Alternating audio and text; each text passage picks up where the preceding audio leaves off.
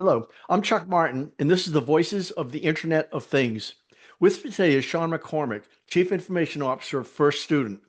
Sean has been Chief Architect at Manpower Group, Chief Technology Officer at Harley-Davidson, and Vice President of Engineering at Granger. At First Student, Sean provides the leadership and vision for the technology organization. Welcome, Sean. How are you? I'm doing great. How are you? Thank you so much for having me. So you went from Harley-Davidson to the education world of education. Tell me about that trip.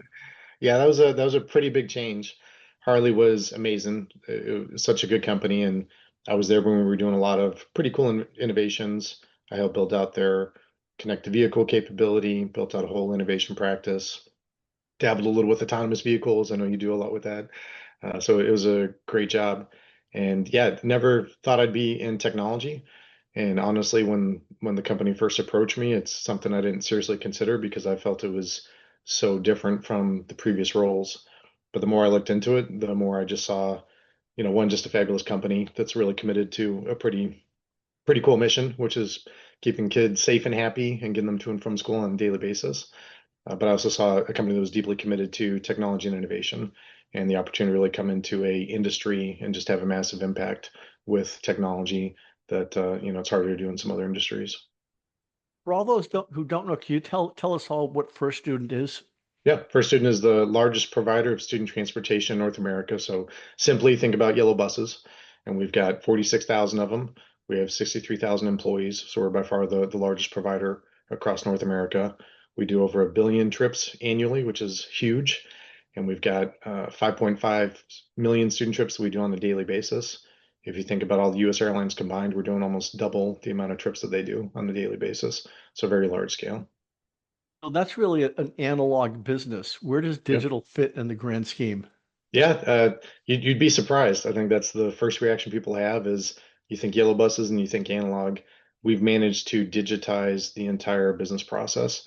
So if you look at from the minute that a driver walks into a location, we have a kiosk where they get their assignment.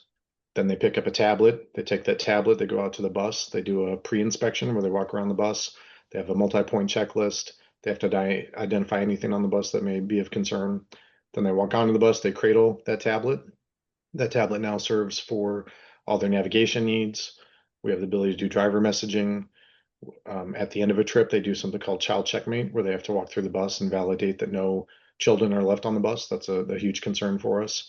And then we have some technology at the back of the bus that forces them to validate that they've actually completed that. They do a post inspection. We have telematics that are built into the vehicles, and we can tell everything that happens when a door opens, when the bus stops, how long it idles for. We use that to feed a platform that we have called First View so that our districts and our parents can see where a bus is at any point in time. We have AI cameras that we've deployed to about 2,000 of our fleet, and we're now deploying to all 46,000. And those AI cameras give us the ability to see what's happening on the road in front of a driver and then also what's happening with the driver behind them and provide proactive coaching around safety. We have cameras all throughout the inner part of the bus where we're able to identify any issues. We have a system called First Acts where if we're having behavioral challenges or concerns that can be reported and dealt with. So pretty much, and then behind the scenes, we have all kinds of tools, predictive maintenance.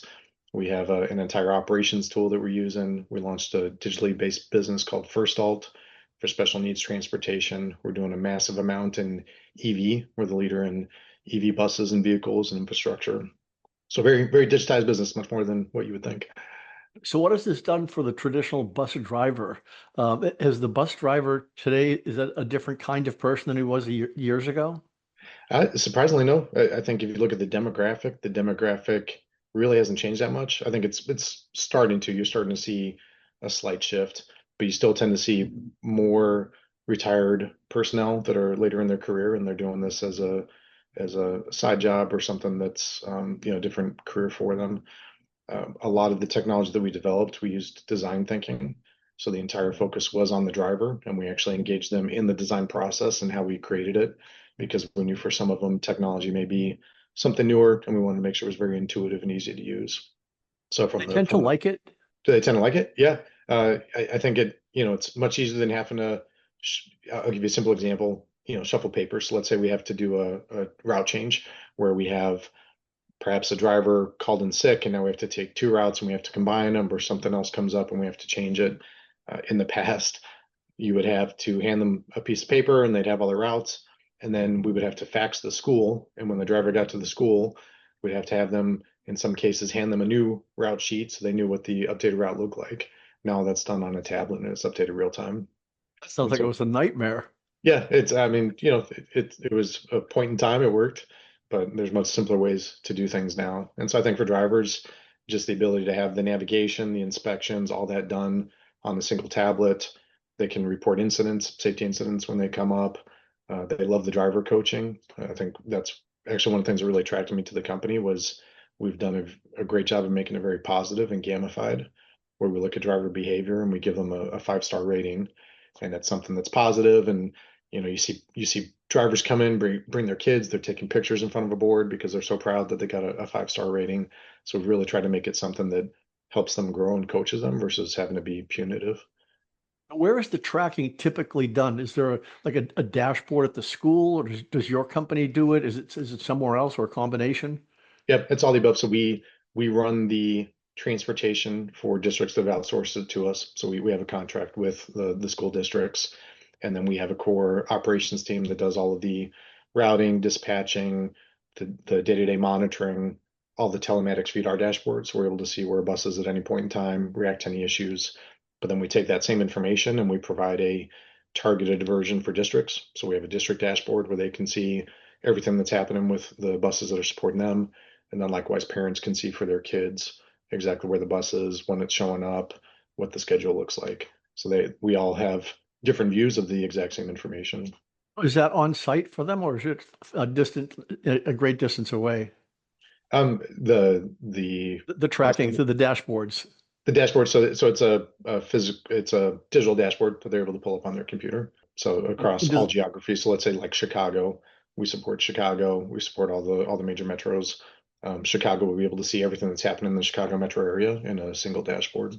would that be typically in Chicago or somewhere else? It's any city that we're operating in. So we're in almost all of the states. We have 545 locations. We have over That's 12. massive. Oh yeah, yeah, that's large scale. Yeah, How do you 46,000 keep buses. track of it all? Fortunately, with technology, it'd be very hard to do on paper. So what's new in all this? What's kind of coming down the road? I mean, and where does AI fit in all this? Because AI is in everything now. Yeah, yeah, we're doing a lot with AI. First is the AI cameras. I think for us, we recently launched a partnership with Samsara. That's a massive investment for our company, and I think it's really going to be a game changer because if you look at when we did our proof of concepts and piloted it, we saw a 28% reduction in accidents, which is just huge. To be able to drive down accidents and improve the safety that much. We've What seen causes a decrease in accidents? it's a host of things. So one is being able to give the driver coaching on things like, are they harsh braking? Are they rapid accelerating? Are they following too close? Are they going through yellow lights when they shouldn't?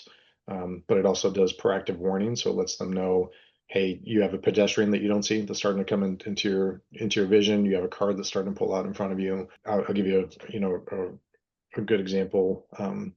Of how it just improves safety is we've had a lot of incidents where you'll have a car pull out into an intersection and being able to proactively warn them ahead of time because they may not see it. They've got a lot of things going on. Just that alone can help prevent an accident. So from AI cameras, we're doing a lot.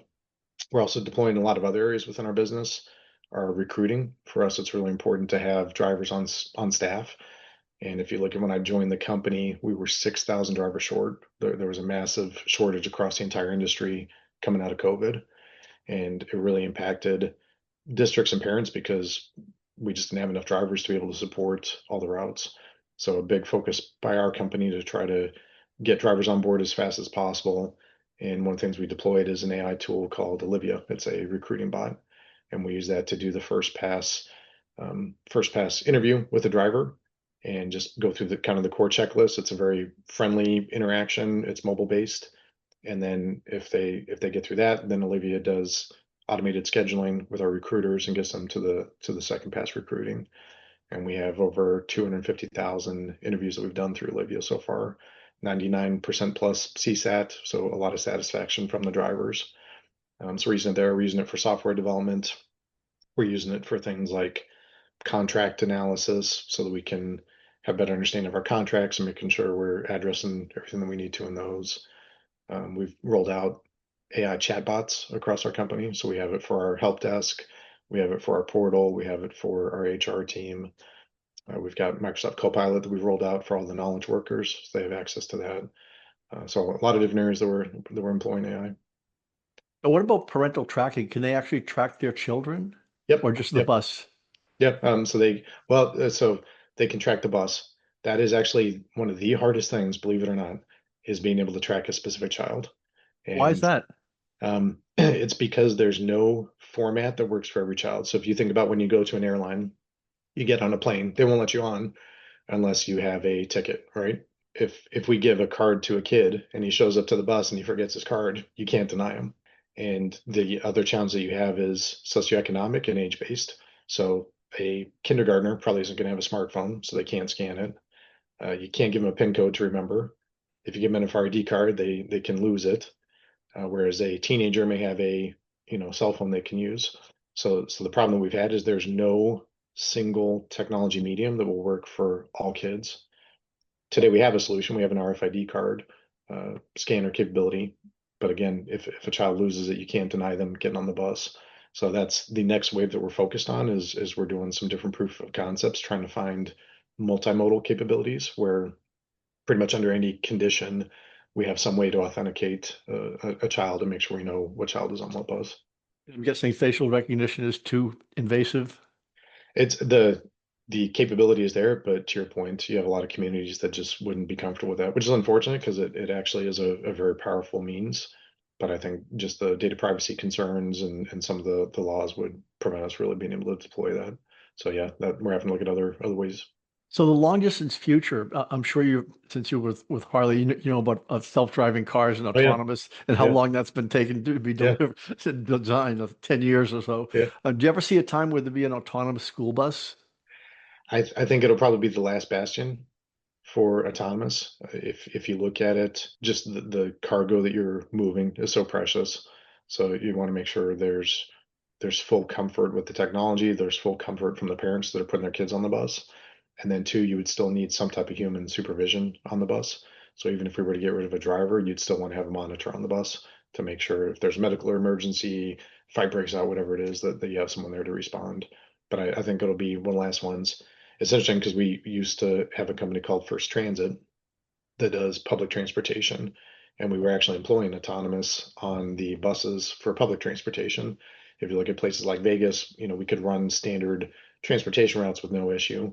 So the technology's there, especially for more standard routes that you're running. But I just think for school buses to be one of the very last ones that you touch. Any question that I didn't ask you that I should have? No, well, I think First Alt. I think First Alt is a really cool thing that we've done where we took if you look at special needs children, it's very hard to service them because oftentimes you have to send a yellow bus to go pick them up, and it's a large yellow bus, a CDL driver. Oftentimes they have very specific needs, and we also have very hard to reach youth. Think about Alaska and someone that's 2 hours out from a district and sending a big yellow bus to get them.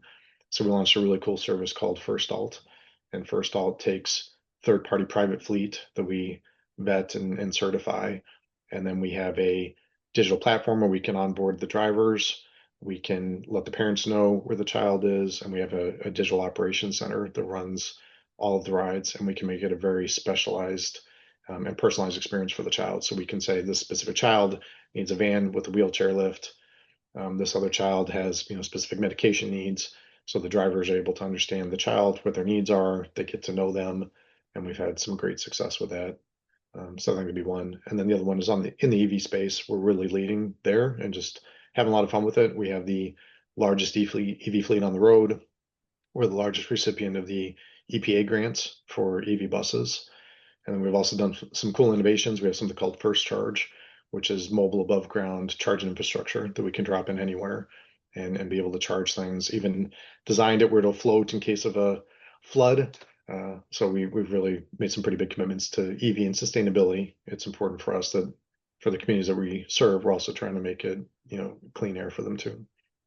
So a year from now, we're having this conversation Yeah. about school buses and transportation. What will we be talking about? I think we'd be talking about the next wave. I think if you look at AI cameras, we'd have those fully deployed, and I think we'd see some really good benefits from that. And I think continue to add to it. What else could we do with those cameras to just improve safety? Starting to look at exterior of the camera, other things that we could do to protect, backing up, things like that.